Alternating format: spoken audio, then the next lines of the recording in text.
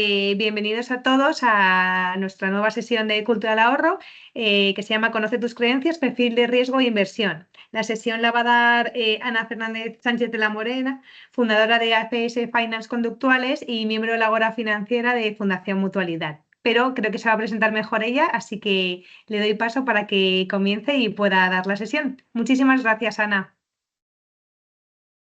¿Qué tal? Muchas gracias. Buenas tardes a todos. Mi nombre es Ana Fernández. Soy la fundadora de la empresa FS Finance, especializada en finanzas conductuales.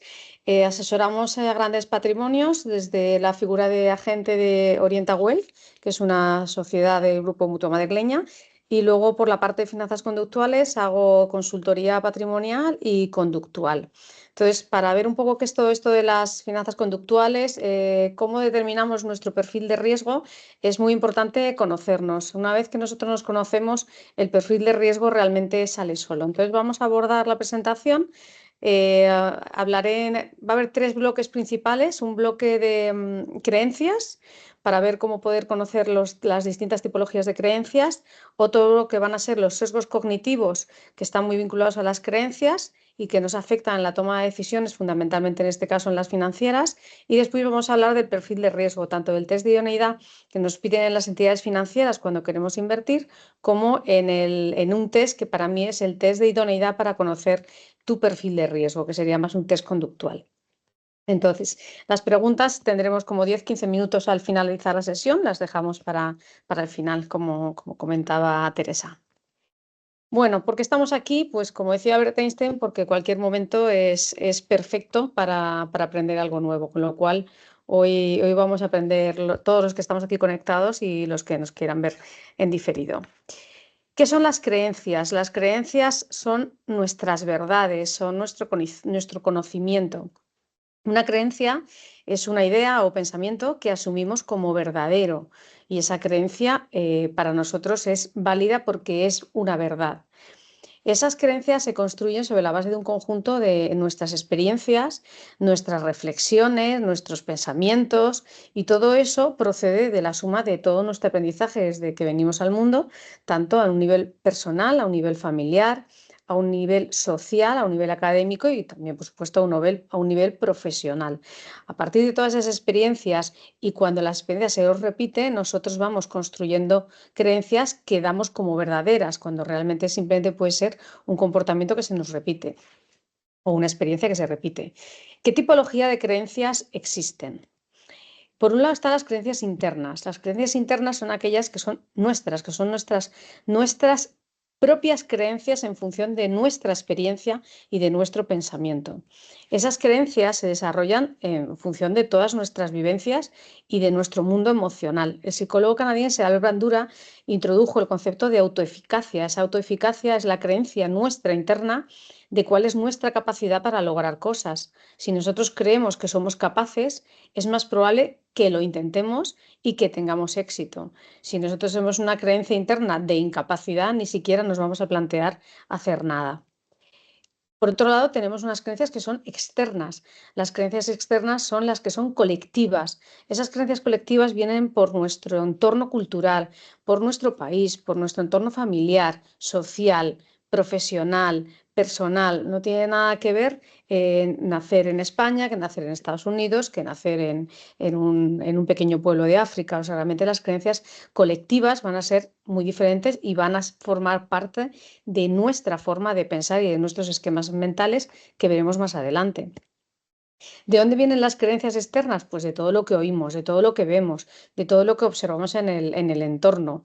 Entonces, el sociólogo francés Pierre Bourdieu, él explicó cómo la cultura y el entorno están determinando nuestro hábitus, es decir, cuáles son todos nuestros esquemas mentales, nuestras disposiciones mentales y conductuales de nuestras conductas que vamos a adquirir y que vamos a reproducir a lo largo de toda la vida.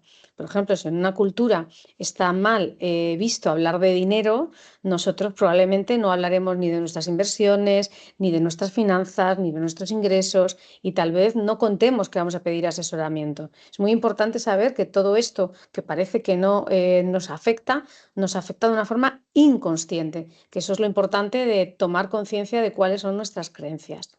Y por supuesto, hay creencias que vienen de nuestro entorno familiar o de nuestros padres que no tienen nada que ver con nosotros. Es importante determinar en esa mochila de creencias familiares cuáles son creencias de nuestros padres o de nuestros hermanos y cuáles son nuestras. Importante saber que cada uno tiene que llevar sus propias creencias.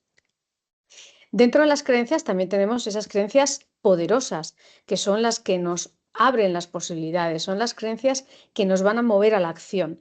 ¿Qué son las creencias poderosas? Pues las que nos van a capacitar y además las que nos dan esa fuerza mental, y con esa fuerza mental nosotros nos impulsamos a planificar retos, a proyectar objetivos, a proyectar nuevas alternativas a nivel personal, a nivel profesional. Si nosotros creemos que algo se puede dar, vamos a buscarlo. A nivel psicólogo, Carol Dweck en la Universidad de Stanford desarrolló el concepto de mentalidad de crecimiento. Es decir, ella demostró que quienes creen que pueden mejorar aprendiendo o esforzándose son personas que se frustran menos y siempre van a lograr mejores resultados, porque al final la mente se va a enfocar en todo lo que sí puede y no en lo que no puede. Por ejemplo, si nosotros decimos no sé invertir, pero puedo aprender, que es muchas de las personas que estáis aquí, es por ello, es porque creéis que podéis aprender y podéis gestionar vuestro patrimonio y vuestros ahorros. Eso realmente es una creencia poderosa que os va a mover a la acción. La acción inicial es estar en esta presentación. La posterior será querer invertir por vosotros mismos o entender a partir de ahora, cuando veáis vuestro extracto bancario, qué ocurre con las inversiones, qué ocurre con las nóminas, qué ocurre con los impuestos. También tenemos las creencias limitantes, ¿no? ¿Quién no ha oído hablar del elefante encadenado, ¿no? De Jorge Bucay. Esas creencias limitantes son las que nos paralizan, las que nos van a limitar. Entonces nos va a impedir que nosotros podamos plantear ningún reto, ningún objetivo, porque al estar paralizados no vas a planificar nada que seas capaz de poder hacer, porque te encuentras absolutamente limitado, y limitado es estar parado. Esas creencias realmente actúan como muros o como cadenas invisibles. Daniel Goleman, psicólogo y autor del famoso libro Inteligencia Emocional, él explica, ¿no?, cómo las emociones, y en concreto el miedo, es el que nos hace evitar salir de situaciones en las que nosotros estamos en nuestra zona de confort. Ese elefante que, aunque tenga una cadena pequeña, podría salir perfectamente de donde está encadenado porque tiene fuerza suficiente, pero él cree que no puede, tiene una limitación. Entonces, bueno, digamos que esa metáfora sirve muy bien para saber cómo nos afectan las creencias limitantes. Entonces, por ejemplo, hablábamos del ejemplo antes de invertir, lo puedo aprender. Si nosotros pensamos que invertir es arriesgado y que puedes perderlo todo, eso te va a impedir tomar ninguna decisión financiera racional, incluso aunque tengas alternativas seguras. Por otro lado, las creencias también son abiertas. Es decir, ¿qué creencias son abiertas? Aquellas que admiten discusión exclusivamente con aquellas personas a las que nosotros les vamos a dar la autoridad.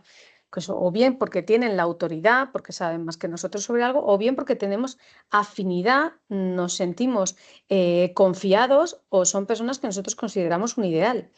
Este tipo de creencias están sujetas a cambio y nosotros podemos cambiarlas si confiamos en la fuente. Por ejemplo, las creencias científicas o unas creencias legales. Nosotros vamos a confiar en un abogado porque quien conoce la ley es el abogado. Entonces ahí tenemos un montón de creencias abiertas que para nosotros, digamos, es un mundo ajeno a lo que tú crees y consideras verdadero, y por tanto se denominan creencias abiertas, ¿no? El filósofo austriaco decía que una creencia es más valiosa cuanto más dispuesta está a ser falseada o a ser cuestionada. Esas son las creencias abiertas. Pero, sin embargo, aparte tenemos las creencias cerradas, que son las que están relacionadas con aquellos temas que para nosotros son una verdad por encima de todas las demás, como pueden ser temas religiosos, temas políticos, creencias sociales, mitos, incluso los refranes, ¿no? Son aquello a lo que nosotros le estamos otorgando una validez porque hay un número importante de personas que ratifican la validez. Los refranes es una prueba de ello. Este tipo de creencias nosotros las vivimos como unas verdades absolutas, y aunque tengamos evidencias en contra, seguimos manteniendo esas creencias. Antonio Damasio, que es un neurocientífico portugués, decía que nuestras creencias más agregadas están muy fuertemente ligadas a las emociones. El mundo religioso está muy vinculado al mundo emocional, la política también. Es decir, es muy difícil que nosotros podamos reconducir creencias cerradas o religiosas porque las tenemos muy arraigadas a la emoción y a todo lo que tiene que ver con nuestra vida, con nuestro entorno, con nuestra familia. Es muy difícil desmontar esas creencias cerradas. Entonces, con esto quiero terminar este primer bloque, ¿no? Y termino con esta frase de Mark Twain que habla de que realmente no es lo que sabes lo que te mete en problemas, sino lo que sabes seguro y no es así. Por eso es importante saber que nuestras creencias son un pensamiento que nosotros le damos la validez y le otorgamos como verdadero, pero no necesariamente estamos en posesión de la verdad o de la única verdad existente. ¿Dónde nos llevan las creencias? Las creencias nos llevan a saber también que detrás de esto tenemos varios sistemas de pensamiento y esquemas mentales. Daniel Kahneman, que fue premio Nobel en el año 2002, psicólogo, premio Nobel de Economía, le dieron el premio Nobel porque estableció unos estudios sobre dos sistemas de pensamiento.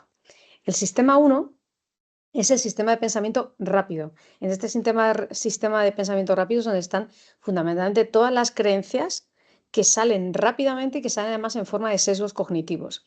Este sistema 1 necesita muy poco esfuerzo o ningún esfuerzo porque trabaja de una manera muy rápida y automática. Y además recibe la información en forma de impresiones, intuiciones, sensaciones y, por supuesto, experiencia. Es como cuando nosotros hemos aprendido las tablas de multiplicar. O sea, sabemos que 2 por 2 son 4, o sea, ya no lo pensamos. O sea, nuestro cerebro está trabajando de una forma rápida y automática.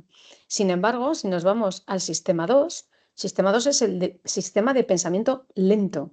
Ese sistema es el pensamiento que se va a centrar en resolver cuestiones difíciles, cuestiones que van a requerir de un estudio, de un análisis o de una capacidad crítica. Ahí es donde se centran las actividades mentales que demandan esfuerzos, incluidos cálculos complejos, ¿no? Hablamos de esa tabla de multiplicar, 2 por 2 son 4, pero si queremos multiplicar 363.000 por 434.507, tenemos que pararnos y hacer realmente una actividad mental para llegar al resultado. Entonces, con estos dos sistemas de pensamiento, Daniel Kahneman aborda todo lo que son los sesgos cognitivos. Y desde ahí vamos a abordar nosotros qué son los sesgos cognitivos. Los sesgos cognitivos también los podemos llamar atajos mentales. Los atajos mentales vienen de nuestras creencias, de lo que nosotros tenemos en nuestro inconsciente. Los sesgos cognitivos son los errores sistemáticos del pensamiento. ¿Por qué son errores sistemáticos? Porque lo que viene a nuestra mente o nuestras creencias, como he dicho antes, no es la verdad absoluta. Es un error sistemático del pensamiento que procede de nuestros esquemas mentales y de nuestra forma de procesamiento mental, porque cada persona es única dentro de que el cerebro tiene un nivel de procesamiento digamos, mágico. El cerebro es el órgano más inteligente que tenemos porque maneja todo nuestro organismo. Los sesgos cognitivos están basados en un razonamiento probabilístico, como por ejemplo los refranes. Es decir, cuando nosotros tenemos una probabilidad continuada de que algo suceda, terminamos otorgándole una validez, una creencia, un sesgo cognitivo, y eso lo almacenamos en nuestro sistema de memoria de almacenamiento a largo plazo, que es el que viene a la mente cuando nosotros necesitamos una información. ¿Cuándo surgen los sesgos cognitivos? Fundamentalmente, cuando nuestro cerebro necesita procesar información y tomar decisiones rápidas, es cuando los sesgos cognitivos aparecen en ese modo de atajos mentales, que son esas heurísticas o esos errores sistemáticos. No selecciona, simplemente encuentra una información rápida y desde ahí toma decisiones rápidas. ¿Por qué? Porque el cerebro va a tratar de simplificar al máximo la toma de decisiones. El cerebro tiene muchas funciones que realizar y una de ellas es tratar de ahorrar el máximo de energía posible. La toma de decisiones rápida tiene que ver, como hablábamos antes, con el sistema 1 que hablaba Daniel Kahneman. No somos conscientes, pero el 60% de las decisiones que tomamos diariamente las tomamos con el sistema 1 del cerebro. No le atribuimos un esfuerzo mental. Cosas como tan básicas como el desayuno, comer, conducir, ese piloto automático, cuando decides ir por una calle en lugar de por otra, no estás haciendo ningún análisis, hay un pensamiento automático que es con el que nosotros funcionamos, porque si no el cerebro realmente si tuviera que desgastarse en el 100% de todas las actividades que tenemos y de todas las decisiones que tomamos a lo largo del día, el cerebro no estaría sobrepasado. O sea, si vosotros pensáis todo lo que decidís desde que os levantáis hasta que os vais a la cama, cualquier decisión, es que incluso entrar en las redes sociales es una decisión que ya se hace automáticamente, pero al principio tú tienes que ir a buscar una información, pero no es lo mismo eso. Por eso las redes sociales también funcionan muy bien, porque de una forma automática los algoritmos nos traen cosas que nos pueden interesar. Los atajos mentales tienen de positivo que nos permiten actuar con mucha eficiencia en cuanto a tiempo, porque son decisiones rápidas, pero no significa que actuemos de forma eficiente, que son cosas muy diferentes. Vamos a tomar una decisión, pero no necesariamente la mejor decisión.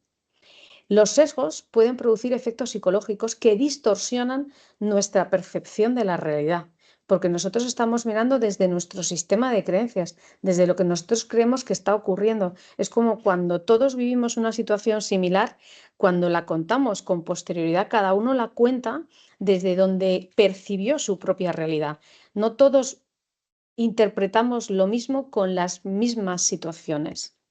Y sobre todo, y lo más peligroso de estos errores sistemáticos de pensamiento, es que nos conduce a tomar decisiones impulsivas y sobre todo poco racionales porque vienen de ese sistema 1 que es automático. ¿Qué estudios científicos podemos encontrar? Daniel Kahneman y Amos Tversky son los que más estudios se han realizado y son pioneros en todo lo que tiene que ver con la psicología cognitiva y la economía conductual, que vamos a ver más adelante las diferencias entre las premisas de la economía clásica y de la economía conductual. Y por estos estudios recibió el Premio Nobel de Economía, como he dicho antes, en el año 2002. Los estudios en los sesgos tienen raíces evolutivas, porque en entornos de alta incertidumbre o de necesidad de supervivencia, nuestro cerebro va a priorizar siempre la velocidad sobre la precisión. Aquello que hablan los médicos sobre la importancia que tiene el estrés en nuestra vida, ese estrés que se somete a la supervivencia cuando tenemos que salir corriendo, el cerebro envía toda la información necesaria y la velocidad a las piernas para poder salir corriendo en un entorno de miedo o pánico. Eso forma parte de nuestra antropología y de nuestra biología, pero en ese momento que estamos corriendo perdemos la precisión para hacer una operación matemática compleja o para tomar decisiones o negociaciones. Por eso, si en el estrés estamos en una situación de salir corriendo, no vamos a tener precisión a la hora de llevar a cabo una negociación o un análisis. Por eso es súper importante saber que todo esto ocurre en nuestro cerebro cuando estamos en un modo de supervivencia. De hecho, la neurociencia ha demostrado que estos atajos mentales implican diferentes regiones cerebrales.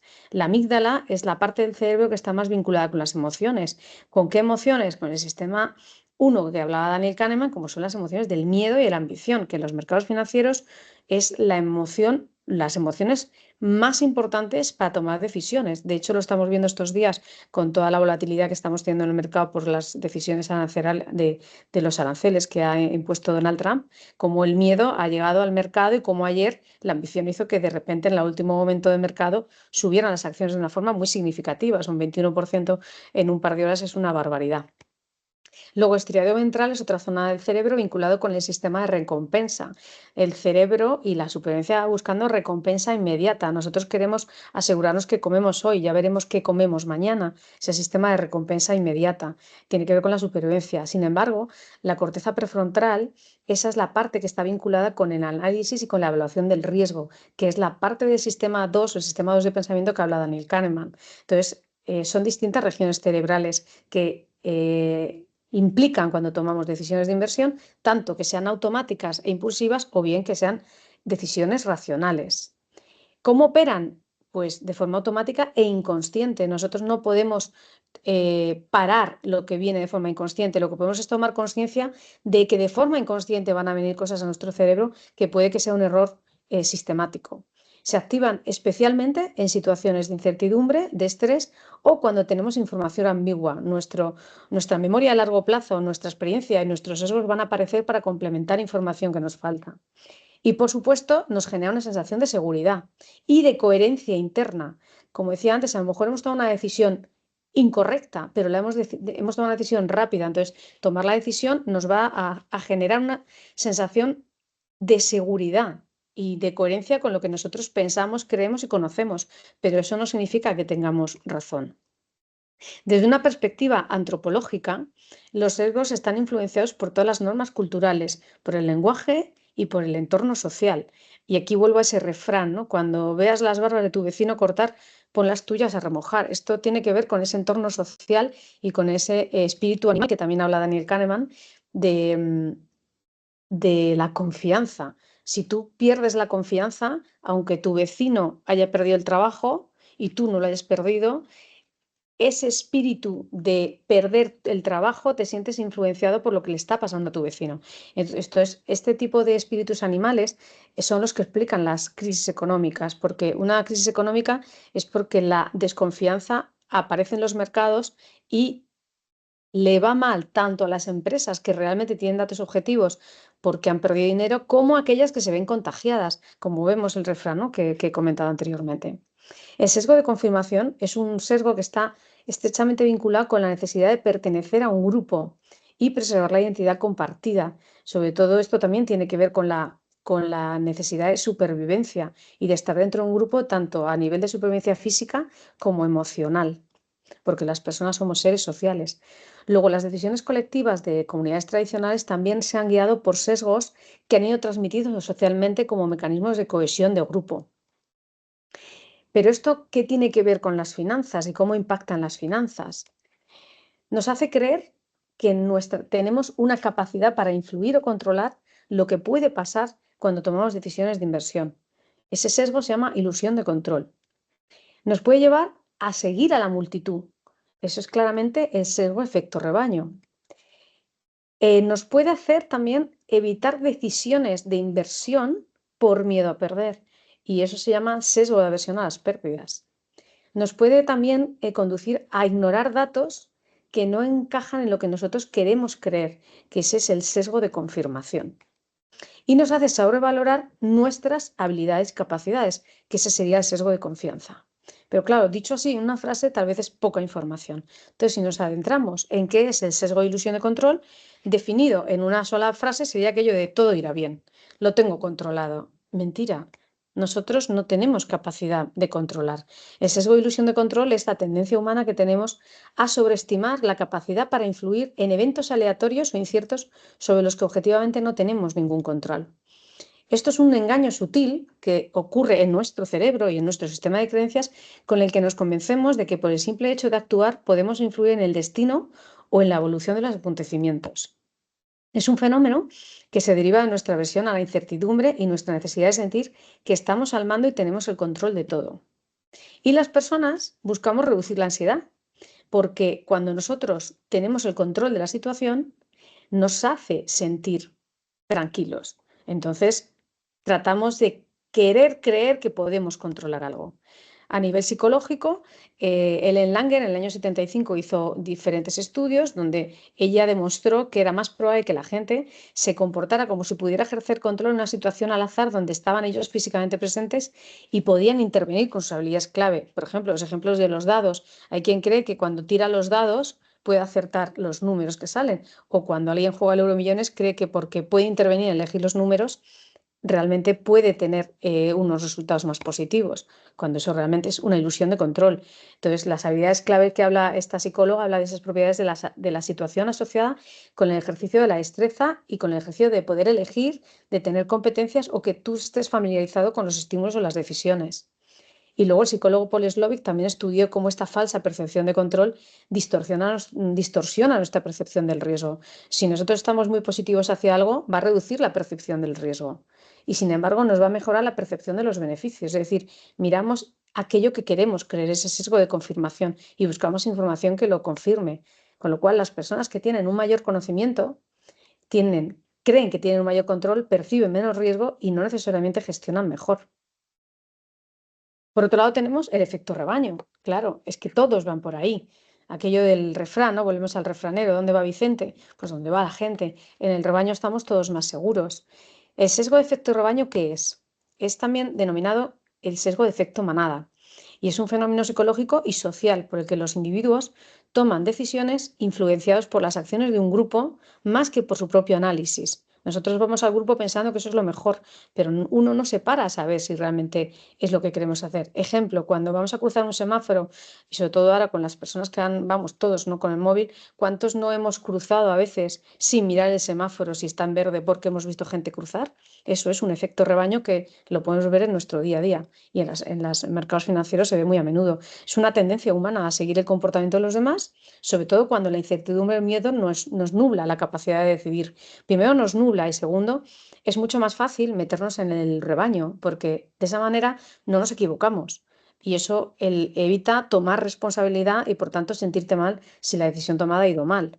Es mucho más fácil seguir a la multitud que enfrentarse a la incertidumbre solo. Y en este seguimiento ciego es donde nace tanto la euforia desmedida para que los mercados sean alcistas, cuando el efecto rebaño compra de forma desmedida, o bien el pánico irracional, que lo estamos viendo en estos días, que es ventas de una forma irracional e impulsiva. Autores y consecuencias del sesgo efecto rebaño. Por ejemplo, tenemos un economista, también premio Nobel de Economía en el año 2019, Aviv Banejer, que él propuso modelos de comportamiento gregario para las decisiones económicas. Robert Shiller, economista que también se llevó el premio Nobel en el año 2013, habla del estudio de las burbujas financieras y cómo las emociones colectivas afectan a los mercados. Christoph Kuhn y Eric Kiesler, también psicólogos, investigaron la influencia del grupo en la toma de decisiones financieras individuales. Y Solomon Asch, también psicólogo, hizo su experimento de conformidad en el año ya 1951, donde demostró cómo las personas modifican sus decisiones para ajustarse al grupo. Se necesita estar dentro de un grupo, la pertenencia genera calma. ¿Cuáles son las consecuencias del efecto rebaño en los mercados financieros? Una sobrevaloración o pánico irracional en los activos, la formación de burbujas especulativas o desplomes abruptos y una falta de análisis individual y delegación de responsabilidad en la mayoría. Ejemplos tenemos muchos, la burbuja de las .com en el año 99, la crisis inmobiliaria de 2008 con la quiebra de Lehman Brothers, la subida masiva de GameStop en el año 2021 con Reddit, Afinsa 2006, la quiebra de criptomonedas en 2024. Hay muchos ejemplos que nos llevan a este efecto rebaño. Pero por otro lado también tenemos el famoso sesgo de aversión a las pérdidas. Claro, es que si el miedo manda, la vida se nos estanca. ¿Qué es el sesgo de aversión a las pérdidas? El sesgo de aversión a las pérdidas es una asimetría entre la percepción de pérdidas y ganancias. ¿Y qué quiere decir asimetría? Pues que es una tendencia que tenemos las personas a sentir más intensamente el impacto de una pérdida que el de una ganancia equivalente. Es decir, ganar un 6 tal vez no es mucho, pero perder un 6 es muchísimo más. Entonces, las pérdidas son valoradas psicológicamente entre 1,5 y 2 veces y media más intensamente que las ganancias. Con lo cual, si a nosotros perder un 6 nos parece una barbaridad, tendríamos que ganar un 12 o un 15% para decir es que gana un 15%, que es esa misma barbaridad emocional. Este concepto de cómo impactaban intensamente y emocionalmente las pérdidas fue introducido en el año 79 por estos psicólogos Daniel Kahneman y Amos Tversky en su teoría de la perspectiva. Ellos veían que la aversión a las pérdidas está impulsado fundamentalmente por la emoción del miedo y perder activa regiones del cerebro que están asociadas con el dolor, con el peligro y genera una respuesta de alerta y estrés. Y la alerta y el estrés lo que hace es salir corriendo. Y desde una perspectiva evolutiva, evitar pérdidas, claro, evidentemente ha sido mucho más crítico para la supervivencia que obtener ganancias, porque antes lo que se perdía, y lo vamos a ver ahora, si tú pierdes la capacidad de comer, pierdes la capacidad de tu vida. Por lo cual, desde una dimensión evolutiva y cultural, a nivel evolutivo, evitar pérdidas significaba poder sobrevivir, porque las pérdidas que estaban vinculadas con la comida, con el refugio, con el territorio, podían ser letales para la vida. Pero claro, desde una dimensión cultural, tenemos culturas más conservadoras, como la japonesa o la alemana, que tienen un poquito más aversión a las pérdidas, son más conservadoras. Sin embargo, las más individualistas o emprendedoras, como la americana, sí pueden demostrar una menor sensibilidad a las pérdidas o estar más dispuestos a asumirlas para poder ganar una ganancia a futuro. Y luego en las culturas más colectivistas, como por ejemplo en Asia y en la América Latina, las decisiones se suelen considerar como más pensando en el bienestar del grupo, o lo cual puede hacer que se aumente el miedo a las pérdidas porque pueden afectar a más personas. Con lo cual hay que tener en cuenta que nosotros desde donde tomamos las decisiones tiene que ver con todo lo que hemos vivido, lo que escuchamos, con nuestro entorno, con nuestra cultura, y son muchos los sesgos que nos afectan.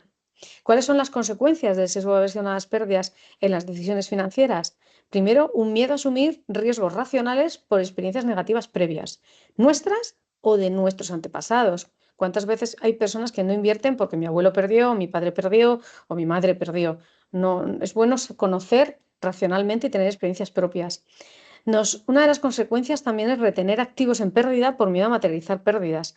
¿Cuántas personas no heredan compañías o acciones en bancos que tienen una enorme pérdida pero no la venden porque mientras no la venden no materializan la pérdida? Evitan inversiones con volatilidad, aunque éstas sean potencialmente rentables, porque no son capaces de ver la volatilidad cuando los mercados caen. Prefieren siempre productos de bajo rendimiento, como por ejemplo depósitos, en lugar de estrategias diversificadas a largo plazo, que evidentemente van a tener más volatilidad. Hay una resistencia a la escucha de inversiones que puedan tener riesgo. ¿Eso qué significa? Que tenemos una escucha selectiva y sin esa escucha selectiva lo que vamos a hacer es escuchar solo lo que nos interesa, es decir, los beneficios de lo que queremos obtener, pero no vamos a escuchar los riesgos. Ejemplo, las preferentes. Ejemplo, la deuda subordinada. Las preferentes nos da una rentabilidad muy alta, un cupón, pero nadie escuchó que era una deuda perpetua. Pues una cosa iba con la otra. Es muy importante saber cómo son los productos. Dicho esto, aquí he adjuntado una pequeña presentación entre la diferencia entre la economía clásica y la economía conductual que os pasaremos. Entonces, ahí están desde la racionalidad, que la economía clásica cree que somos totalmente racionales, mientras que la economía conductual dice que nuestra racionalidad es limitada. Las preferencias, la economía clásica dice que nosotros sabemos, los sujetos sabemos lo que queremos, que somos estables y consistentes y que no cambiamos nada ni variamos ni nuestras preferencias en el tiempo. Eso es mentira. La economía conductual ha demostrado que las personas desconocen frecuentemente las preferencias y que pueden cambiar dependiendo de factores muy diversos. A nivel de capacidad cognitiva, las personas tenemos una capacidad cognitiva limitada de cálculo para tomar decisiones. Entonces vamos a tomar la decisión más satisfactoria, pero no la que maximice el beneficio. Sin embargo, la economía clásica considera que nuestra capacidad cognitiva es ilimitada y que podemos conocer todas las implicaciones de todas las opciones disponibles, pero eso realmente es imposible. En cuanto a decisiones de inversión, la economía clásica habla de sujetos que adoptan sus decisiones de ahorro y gasto utilizando información disponible para obtener el mejor resultado y conseguir sus objetivos, cuando no. Realmente los sujetos toman decisiones considerando normas sociales, expectativas y patrones de cooperación, y las preferencias suelen depender del contexto y de los propios modelos mentales. A nivel de toma de decisiones, en la economía clásica creen que las decisiones se basan en análisis y cálculos cuidadosos con todas las opciones disponibles, y en la economía conductual lo que consideran es que las emociones y la intuición tienen un papel fundamental en el proceso de toma de decisiones. Y el contexto, que mejor que en este momento. El contexto en la economía conductual, que es el que vivimos, dice que los individuos toman decisiones en función de cómo se contemplan las opciones. Si el marco cambia, pueden cambiar las elecciones, es decir, que tomamos. Es decir, si ahora mismo cambia tanto la política americana, está llevando a días alcistas y días muy bajistas. Sin embargo, la economía clásica habla de que el marco presenta unas opciones y oportunidades y que no van a afectar a las decisiones de los individuos, que siempre se va a utilizar o se va a decidir o elegir la mejor opción dentro de encuadradas de una situación objetiva y desde el punto de vista de inversión, independientemente del contexto. Con lo cual, esto lo que hace es que al final economía clásica y economía conductual se entrelacen para realmente conocer que las personas que tomamos decisiones de inversión somos individuos, que los individuos somos emocionales, que nos afecta nuestro histórico, nuestras creencias y que las decisiones no se toman de una forma racional 100%. Si ahora abordamos lo que es el perfil de riesgo e inversión, ¿qué es el riesgo? Esta es la palabra mágica. ¿Cómo podemos saber qué es el riesgo? Pues el riesgo, en palabras de Warren Buffett, es no saber lo que estamos haciendo. Cuando uno sabe lo que está haciendo y conoce el riesgo, la rentabilidad podrá ser superior o inferior, pero sabemos lo que estamos haciendo. Cuando ganamos dinero nos da igual no conocer lo que estábamos haciendo, pero cuando perdemos dinero no nos da igual saber lo que estaba pasando. ¿Qué es importante? Primero, saber lo que estás haciendo. No delegar sin entender lo que están haciendo los demás. Invertir solo en aquello que somos capaces de entender. Ser realista con todos los escenarios, positivos y negativos, que es lo peor que puede pasar. Saber que el binomio rentabilidad-riesgo funciona de tal manera que lo que puedas ganar puede ser lo que puedas perder. No podemos ganar un 40 y perder un 2. Podremos ganar un 40, perder un 40, ganar un 2, perder un 2. Pero el binomio rentabilidad-riesgo siempre va a estar muy vinculado. Y luego hay que elegir el riesgo que somos capaces de tolerar. ¿Cuál es el riesgo que somos capaces de tolerar? Activos de inversión. En activos de inversión tenemos líquidos, que son aquellos que están disponibles de una forma automática en un periodo de tiempo corto, como puede ser la cuenta corriente, una letra del tesoro, acciones o renta fija o fondos de inversión de gran tamaño que tienen liquidez. Pero también tenemos vehículos ilíquidos, que son aquellos que nosotros podemos invertir, pero tienen un periodo de tiempo establecido por el cual no podemos venderlo, o bien porque son compañías pequeñas que no tienen liquidez para poderse vender.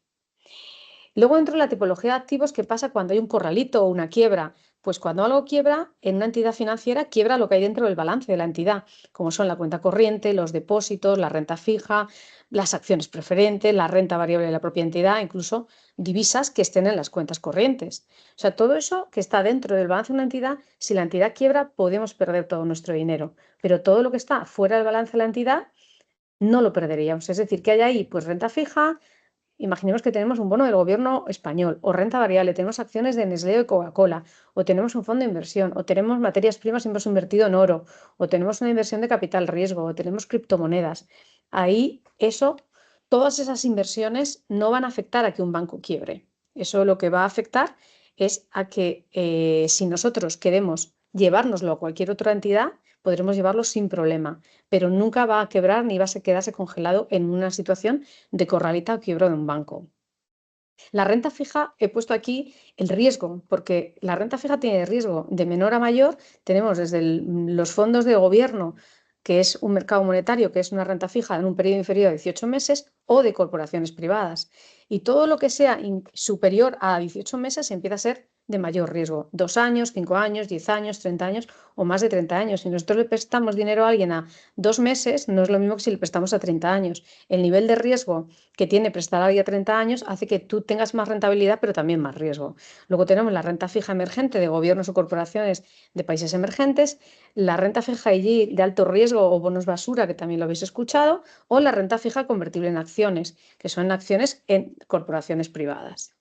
Aquí he puesto rentabilidades en renta fija. En 2022 vemos cómo la renta fija, tanto el high yield cayó un 11, tanto en Estados Unidos como en Europa, las letras del Tesoro americano cayeron un 12, la renta fija emergente cayó un 16, la renta fija de grado de inversión alto cayó un 16%, los gobiernos a largo plazo cayeron un 18% y la renta fija global un 22%. Es decir, podemos ver cómo las caídas de renta fija pueden ser muy significativas. Si nos vamos a 2020, la renta fija subió todo, los gobiernos un 5, high yield un 5, letras americanas un 8, todo lo que es en grado de inversión alto un 10%, es decir, que aquí vemos de 2015 al primer trimestre de 2025, como dentro de la renta fija, podemos ganar y podemos perder dinero. Es decir, la renta fija, lo único que es fijo es el cupón que nos paga, pero no la rentabilidad que podemos obtener por la revalorización o por la caída del precio.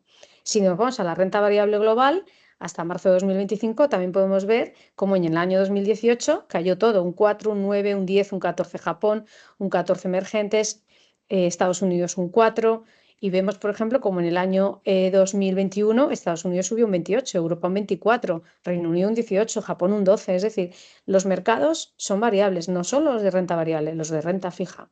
Aquí he incluido una slide para que pudiéramos ver todos los activos de renta variable, todos los de renta fija, de gobiernos, de crédito de empresas privadas, incluso el oro o el petróleo, y podemos ver en el año 2008 que todo, a excepción de la renta fija de gobiernos, todo estaba en negativo, con caídas de un 37, de un 40, de un 42. Y lo único que subió, como vemos, fue el oro, que subió un 4, y la renta fija de gobiernos. Todo lo demás cayó en negativo. Perfil de riesgo. ¿Cómo nosotros asignamos un perfil de riesgo? Cuando vamos a un banco, el perfil de riesgo que nos hacen rellenar es un test de idoneidad. Ese test de idoneidad tiene diferentes bloques. Uno, los objetivos de inversión, que es cuál es el horizonte temporal de inversión considerando posibles compromisos de pago. ¿Cuál es la pérdida temporal que estoy dispuesto a asumir en porcentaje? ¿Qué haría si la inversión cae más de un 10%? ¿Cuál es el objetivo que se persigue a realizar la inversión? Por otro lado, tenemos la capacidad, el otro bloque 2, la capacidad y la situación financiera. ¿Cuál es el origen de los fondos? ¿Cuánto constituye la inversión que vamos a hacer sobre todo nuestro ahorro? ¿Qué activos líquidos tenemos? Si tenemos inmuebles, si tenemos inversiones, si tenemos deuda, compromisos periódicos. Y el bloque 3, la experiencia inversora, que son 4 preguntas.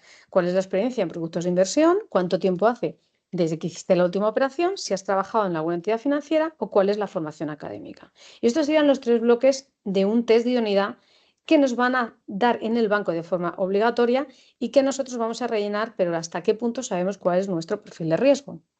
Entonces, para mí lo importante, y con este bloque terminamos, es lo importante eres tú y tu perfil de riesgo, pero sobre todo tú. Entonces, conócete. ¿Cómo ha sido tu experiencia financiera hasta ahora? Es una primera pregunta. ¿Cuáles son las creencias que tienes vinculadas al dinero? ¿Cuáles son las emociones que más valoras y cuáles son las que más evitas? ¿Cuál es la experiencia de verdad financiera? Que no es lo mismo que cómo ha sido tu experiencia. Y el quinto son los objetivos de inversión y la planificación. Si nos vamos a cómo es la experiencia inversora, lo que hay que escribir, y ahí pongo algunos ejemplos, es 3 acontecimientos que hayan marcado tu vida en el mundo financiero. ¿Cuál es el acontecimiento y cuál ha sido el aprendizaje? ¿Y en qué tipos de activos has invertido y qué emoción has sentido? ¿Has invertido en bolsa y has ganado dinero? ¿Qué emoción has sentido? ¿Has invertido en bolsa y has perdido dinero? ¿Qué emoción has sentido? Si nos vamos a las creencias vinculadas con el dinero, tenemos muchas preguntas para hacer. Por ejemplo, ¿cuáles son las condiciones más importantes respecto al dinero? Pues el dinero no da felicidad, pero ayuda mucho. El dinero es bueno, el dinero es malo. ¿Qué estás seguro de poder controlar en el ámbito financiero? ¿Y qué cosas están más allá de tu control? ¿Cuáles son tus creencias respecto a invertir en activos de riesgo? Esa creencia que no es tuya, que viene de atrás también. ¿Cuáles son las cosas más importantes en tu vida desde un punto de vista económico? ¿Qué pensamientos tienes relacionados con la salud económica y qué te produce miedo o ansiedad? ¿Qué te gustaría proteger por encima de todo? ¿Cuáles son tus creencias respecto a las pérdidas? ¿Qué certezas tienes sobre lo que puede ocurrir con el dinero? ¿Y qué es para ti un activo de riesgo? Porque lo importante es qué es para ti un activo de riesgo. ¿Qué es para ti el riesgo? ¿Qué conoces? ¿Qué no conoces? ¿Cuáles son las emociones que más deseas sentir y las que más deseas evitar? Aquí lo que yo propongo es enumerar estados de ánimo que es por los que atraviesas cuando tú generas en tu experiencia inversora ganancias o pérdidas. Entonces, tenemos una emoción constructiva y una no constructiva. Si hemos perdido dinero, la constructiva será un aprendizaje. La no constructiva no será no vuelvo a invertir nunca más. Entonces, ahí también propongo describir dos situaciones en las que hemos sentido ese estado de ánimo y qué lo provocó. ¿Cuál es la emoción constructiva, la situación, la causa y cuál es el modo de mejorar esa emoción? El conocimiento y las experiencias financieras. ¿Qué tipo de activos conozco? Fondos, acciones, depósitos, derivados, materias primas. ¿En cuáles he invertido y si he obtenido rentabilidad positiva? ¿En cuáles he invertido y si he obtenido rentabilidad negativa? ¿Cómo has actuado con grandes ganancias o grandes pérdidas? Del total del patrimonio, ¿cuánto de tu ahorro estás dispuesto a definir, a destinar a activos de riesgo? ¿Y cómo te defines tú como inversor? ¿Conservador, prudente, dinámico, arriesgado? Y una vez que terminas esto, yo te digo, ok, ¿tú estás seguro de que ese es tu perfil de riesgo? Entonces, ¿qué es lo que te hace pensar que estás seguro? Hay que planificar el ahorro, el gasto y la inversión dentro de tú, como digo yo, de tus necesidades. ¿Qué es lo que necesitas? Gastos, ingresos, hipoteca, universidades, jubilación. ¿Cómo vas a conseguir tus objetivos? ¿Cómo vas a marcarte unos hitos para saber que los estás consiguiendo? Objetivos. Y para terminar, ¿qué quieres conseguir? ¿Qué pasos tienes que dar para conseguirlo? ¿Para qué quieres conseguirlo? ¿Se te ocurren imprevistos previsibles? Es decir, quiero cambiar de casa, quiero hacer unas vacaciones especiales. ¿Y cuál es el peor de los escenarios? Una vez que nosotros nos ponemos el peor de los escenarios, sabremos que estamos valorando la parte de la creencia positiva y la parte de la creencia negativa que no queremos ver. Y a partir de aquí me quedo abierta a vuestras preguntas. Muchísimas gracias por vuestra atención y abrimos el turno de preguntas.